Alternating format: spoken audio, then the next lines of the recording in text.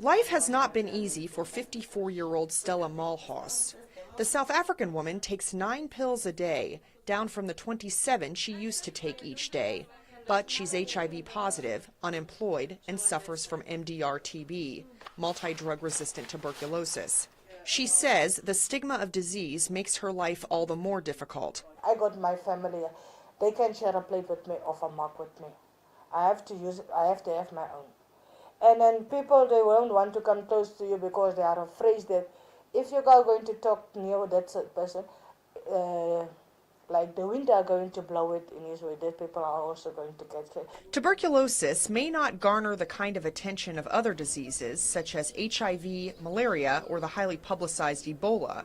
But Hank Tomlinson of the Centers for Disease Control and Prevention says TB should not be ignored. It's the #1 infectious disease killer. It kills more people now annually than HIV.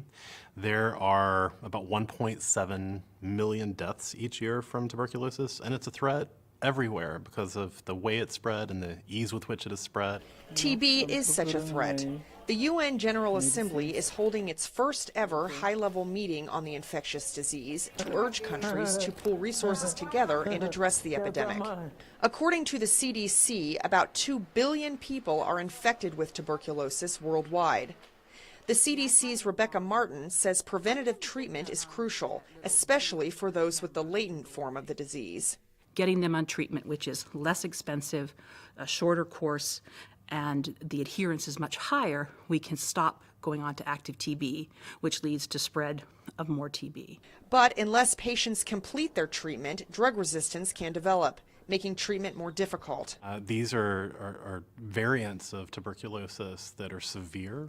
They don't work with the common 4-drug treatment. They're resistant to 1 or more of those drugs, and they require a different, more challenging course of treatment for a patient. Tuberculosis, an airborne bacterial disease, disproportionately affects the poor, those who live and work in close quarters, and those with compromised immune systems, including patients with HIV.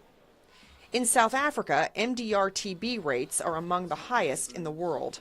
We're not seeing the increase in cases due to people acquiring drug resistance, but that multi-drug resistant TB is being transmitted from person to person.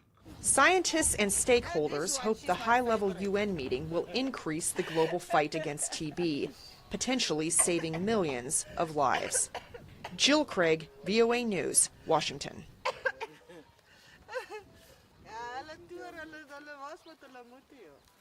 when I was there close.